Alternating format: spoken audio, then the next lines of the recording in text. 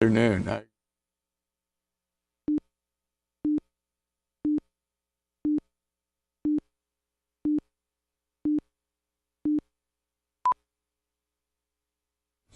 Welcome to Pennsylvania Newsmakers, and as always, thanks for watching. Well, coming up, we have two of the state's top business leaders, a lot to talk about, but first, November 6th is coming up. What else could we do?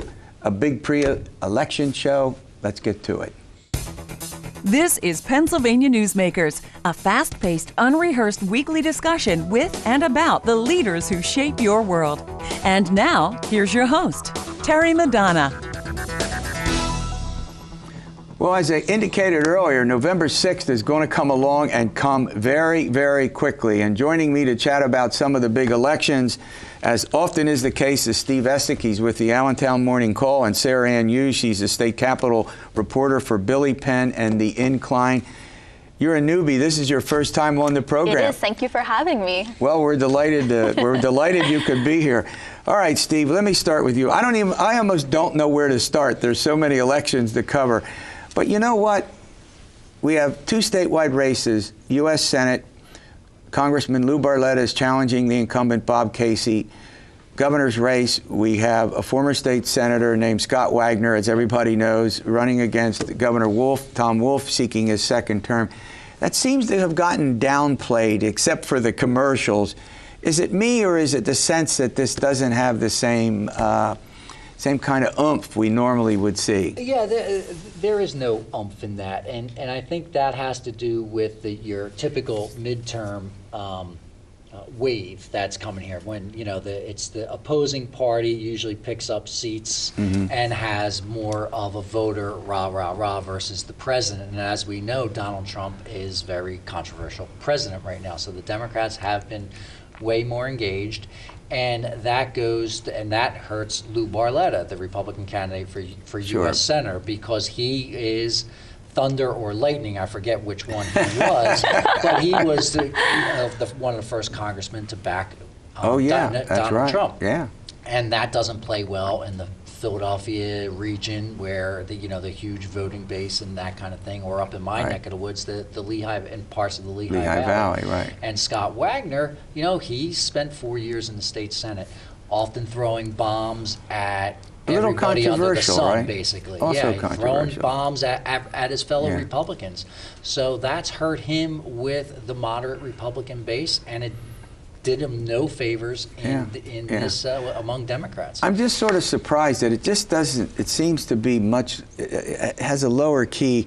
Although I will tell you, and let's be honest, in the average of the polls that have gotten done, both Casey and Governor Wolf have double-digit leads, right? Double-digit leads, and that may take off some. But I'll tell you, Scott Wagner, when it comes to making some controversial statements, should we bring up golf spikes here? I mean, he withdrew that commercial. That was pretty controversial. Yeah, I mean, it's not every governor's race that gets coverage in Golf Digest, but Pennsylvania's Great point. Because in one of his many Facebook Live videos, Scott Wagner really likes to use Facebook to get his campaign message out there, and sort of just off the cuff, he was riffing on a billboard his campaign had paid for that accuses Governor Wolf of supporting socialist policies. Yeah. And let's repeat it. He said that Governor Wolf should put on a catcher's mask? A catcher's mask because he was going to stomp on his face with golf spikes. Yes. Do I got that? Now let's be honest. No one, you know him. He didn't really mean that did he? He said it though. I know. And his campaign should have stopped him. Honestly, I don't think that they can. I have all the respect in the world for his campaign managers. I think they're doing a really good job, but their job is harder by their candidate. Okay. And all the statements he does and everything he says and does has made their job a heck of a lot harder. And then they spent a large part of the summertime going down a rabbit hole as it relates to education funding. And the voters, even in the summertime, aren't paying that much attention. But when they heard that, and if they link some of Scott Wagner's rhetoric about school funding, teachers, they didn't believe him. All right, we're going to run to take a break. We'll go to a new segment, and we'll be back. This broadcast of Pennsylvania Newsmakers is presented by the Pennsylvania Chamber of Business and Industry, the statewide voice of business, and by the Pennsylvania State Education Association and Partners for Public Education, bringing the power of a great education to our schools, our students, and our communities.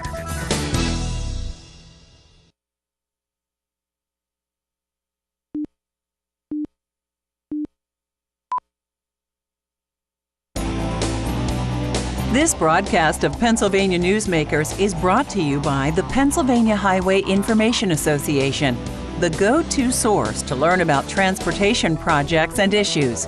Please visit pahighwayinfo.org. And by the Pennsylvania Manufacturers Association.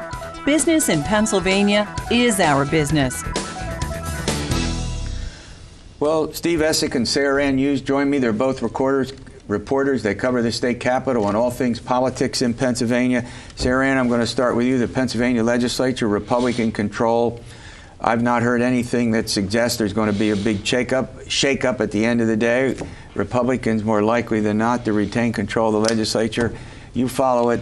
Take it. Yeah, it's really tough to say because there hasn't been really any outside polling in state races. I'd say Democratic leaders are optimistic that they might be able to take a majority in the House, but certainly not in the Senate. And the races that they're really looking at are in the Philadelphia and Pittsburgh suburbs, naturally.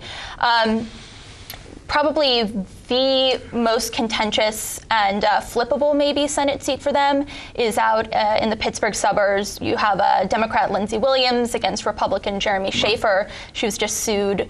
They tried to kick her off the ballot for residency requirements. That's been dismissed. But Schaefer, of course, defeated Randy Volakovich in the primary. Really nasty. Okay. But let me raise this question. I think it's conceded that the Democrats are likely to pick up seats in the House and perhaps in the Senate. But what isn't conceded, Steve, is whether they can, that's enough to take control. Oh, I absolutely not. I think the numbers are Republicans in the House are at 121, the Democrats are at 84. So I think, if the Republicans lose, they're partly it's that midterm wave, that Donald Trump wave, but it's also the Republicans would be victims of their own success, right? They're in seats that they probably shouldn't be right now. So I think the Democrats will pick up maybe 6, 7 seats. Yeah, there's a couple close contested races in the Lehigh Valley, but whether they're flippable because of the maps that we have now from 2012, that's another matter. And as Sarah Ann pointed out, the seats in the Senate in Southeast PA, outside Philadelphia, they're in trouble right there. Some Republicans there, as well as that amounts to the vacant seat. And in you would Allegheny. agree with that? I mean, that seems like a reasonable assessment. The Democrats are going to pick up seats, but probably not enough. Yeah, that seems reasonable to me. This election feels unpredictable. I must confess, you're on to something. I think we would all agree. We're all like, go ahead. I will say out in the Pittsburgh suburbs, this was a primary race, but I think people were surprised that Dom and Paul Costa, these two longtime lawmakers, were taken down by political newbies who are Democratic socialists. There you go. Well, people said, hey, I didn't see this coming. But all right, let's turn. I mean, for the first time, perhaps in modern history, this state is hugely important in the congressional elections and is want to be one of the critical states determining whether Democrats pick up the 23 seats to take over the House. And we've got a number of races that are getting national interest because of their of how close they are, right? Right, exactly. And not only that, we actually have competitive races, right? Because of these new maps that the state Supreme Court put in. So is it a matter of whether the Democrats can actually win them, or is everyone getting excited because they actually are putting up a fight, right? And in some cases they have candidates that actually match their district, like here in central Pennsylvania, George Scott, right? So he's a Democrat running in the 10th congressional district, right? Dauphin County and the northern part of York County, including a couple big cities there. Yeah, Harrisburg. Go ahead. He's a military veteran. He's a Lutheran minister. He matches the district. He's Democrat, but he seems to fit that more, culturally conservative genre maybe that's out here. And up in the Lehigh Valley, you have Democrat Susan Wild against Republican Marty Notstein and a Libertarian Tim Silfies. And Wild is up in the polls, but within the margin of error. So that one could be a toss-up. And maybe the biggest race, the most competitive, would be the 1st congressional district down in Bucks County, where Brian Fitzpatrick, the incumbent, is facing a real serious challenge from a multi-zillionaire, a guy by the name of Scott Wallace. Yeah. And so this is really unusual, and it's playing out. We've got more of your types, fourth estate type reporters climbing all over this state, right? Yeah, absolutely. And the Fitzpatrick-Wallace race is really interesting because Fitzpatrick has been endorsed by Gabby Giffords, by some gun control groups, and he just got the Inquirer's endorsement as well. So it looked like a winnable district for Democrats, but it's looking... All right, before I let you go, we have about a minute left. Here's a fundamental question. Turnout. We hear all the speculation, and I'm going to let both of you take a crack at it. Up or down? I think it's up, especially with the young voters. Millennials, yeah. Yes, I do think that it is up, but you know the numbers. It's up, but is it really that good? It'll still probably be, below 30%, which is up, but I got it. Yeah, voter registration is up across the board, which I think would probably indicate that more people are going to come out to vote. Yeah, I mean, that's my general sense too. I think this, and we also have this we have the competition, but we also have this intensity for, if you're a Republican, you're staunchly for Trump, in most cases, and a Democrat, you're not, and I think that's also driving. The independents too. Let's see where they swing. That's a good point. All right, thanks for coming in. We were going to talk about some legislative issues, but we didn't get to them. But that's all right. Coming up, we have two of the state's leading business leaders. Boy, I have a lot to talk about with them. This broadcast of Pennsylvania Newsmakers is brought to you by the Pennsylvania Credit Union Association. Pennsylvania Credit Unions, where people are worth more than money. To find a credit union that is right for you, check out ibelong.org. And by the Energy Association of Pennsylvania, Pennsylvania's energy information source.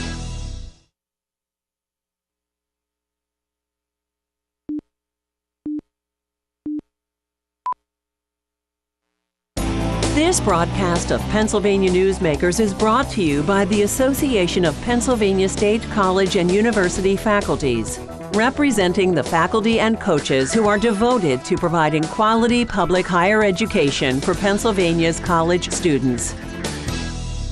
Well, we're going to have a little business update, as I indicated before. We're going to check on the health of the Pennsylvania economy and what else but an election preview, right? How can we not? Joining me, as often is the case, is Gene Barr. He's the president and CEO of the Pennsylvania Chamber of Business and Industry, and David Taylor, he's the president of the Pennsylvania Manufacturers Association. Overall, I'm going to put you on the spot. What grade would you give the Pennsylvania economy?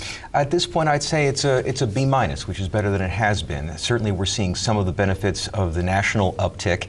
Our unemployment is lower, but still higher than the national average, as is often the case. Even when Pennsylvania is doing better, we're still not doing as well as the nation as a whole. Right. I would tend to agree. I think that's about right. When you look at it, our unemployment rate still tends to be a bit above the national average, which unfortunately has been stubbornly above that. And one of the things that we certainly need to do in Pennsylvania, which was reflected in our recent economic survey, is develop the workforce. Has to be done. Yeah. One of the things that's striking, and here's what I find, and I'm certainly no expert on it, but I hear this all the time.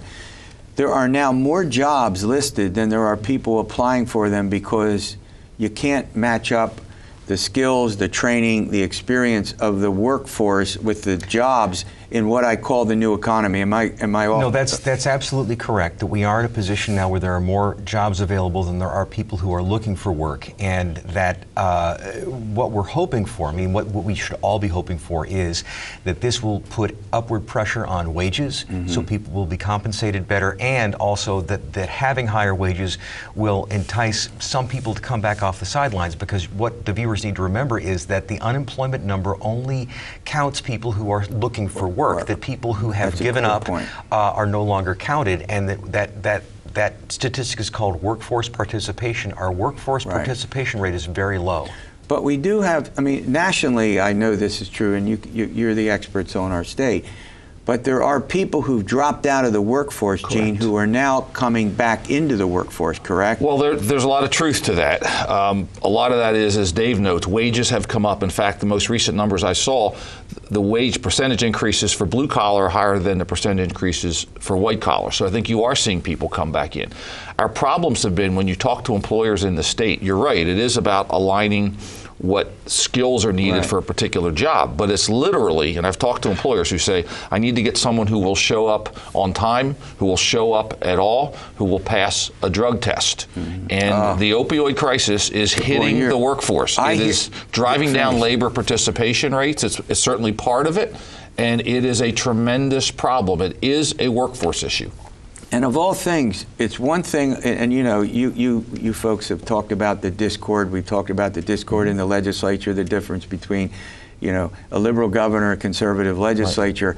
But it seems to me, opioids, that how we deal with that, and the money shouldn't even be a controversy between the two parties. Am I right or am I wrong? Well, I mean, it's obviously whatever is done has to be effective, because we want people, want to spare people from addiction and overdose, and that, how can I say it the right way? We need people to have healthy lives, and that part of being healthy is feeling purposeful. I mean, and being out of work, not having work, being disconnected from the economy, ultimately is not good for people. And that's why we're so distressed about the governor's veto of the work requirements for the expanded Medicaid beneficiary population. Yeah. And it only addresses able-bodied. Let's get that clear up front. It's very specific about who is required to do this.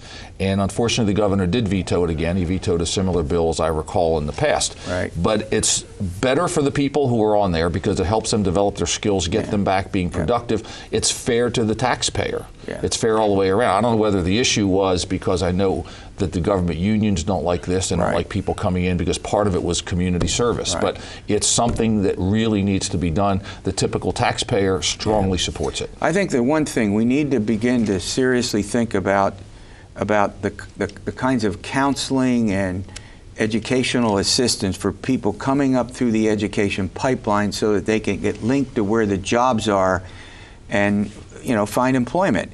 And that probably takes all of us, those of you in the business community, those of us in the academic community, to work together to accomplish that. Absolutely. We need to honor all kinds of work, because it takes all kinds of work to make our economy go, and that means that that vocational and career education needs to be as well respected and well funded and well supported as other forms of learning, and also when it comes to higher ed, that our institutions like the Thaddeus Stevens College of Technology and the Penn College of Technology in Williamsport, these are very valuable institutions. We don't have enough of them. Yeah, we've accelerated our efforts too, and that's a prime force of our activities over the next couple of years. All right, guess what we're going to do in the next segment? Guess. Elections. Elections preview. We'll get to that. This broadcast of Pennsylvania Newsmakers is brought to you by the Pennsylvania Medical Society. Inspired physicians committed to the good health of Pennsylvanians and the advancement of the practice of medicine. And by the Pennsylvania Healthcare Association, the future of long-term care.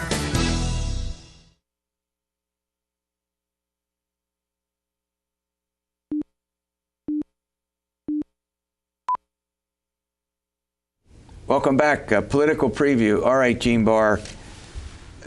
We could spend the next 10 minutes just identifying the races we want to talk about, but right. From your point of view, which races are you watching? Well, look, the ones that everyone has been watching as a result of the state Supreme Court decision to redraw the lines on their own, Pennsylvania is now a hotbed of what's going to happen at the U.S. House. I mean, we could literally decide. There could be 4, 5, or 6 flips in the Pennsylvania congressional delegation. Absolutely. So that's absolutely it. From the chamber perspective, we're looking at a number of state House and state Senate seats in which we're engaged to try and either bring back or bring into open seats people who we believe are going to bring an agenda to grow jobs in this Commonwealth. As we noted, our growth rate is not what it ought to be. We believe we need to change that. So we're focused on a bunch of state House races. The Southeast could be a very interesting place at this point because of the way the president plays or doesn't play down there. So we're watching a lot of races.